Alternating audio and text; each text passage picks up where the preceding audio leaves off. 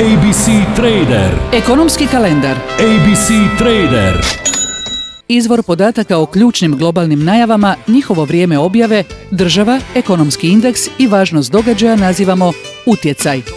Dodatno, naći ćete i podatak o vremenu na koji se ta vijest odnosi. Zatim, objavljena vrijednost indeksa, ako je već raspoloživa, prognozirana vrijednost i ranija vrijednost.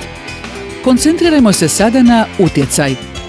Zelenom bojom označavamo slab utjecaj. Objava takvog događaja može i ne mora utjecati na tržište, čak i kada značajno odstupi od tržišnog konsenzusa, ali ona svejedno ima određenu informativnu vrijednost.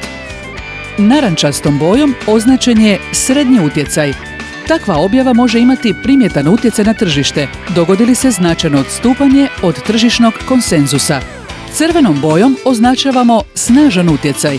To su objave za koje se očekuje snažan utjecaj na cijene na tržištu, pogotovo ako pritome još odskaču od tržišnog konsenzusa. Kalendar također donosi buduće objave indeksa, kao i one objavljene tokom prošlih tjedan dana. Možete se informirati jednostavnim klizanjem gore ili dolje niz sadržaj. Kalendar tržišta sa svojim označavanjem utjecaja može pružiti brz pregled kretanja tržišta i pomoći vam da si prilagodite vašu strategiju trgovanja. ABC Trader.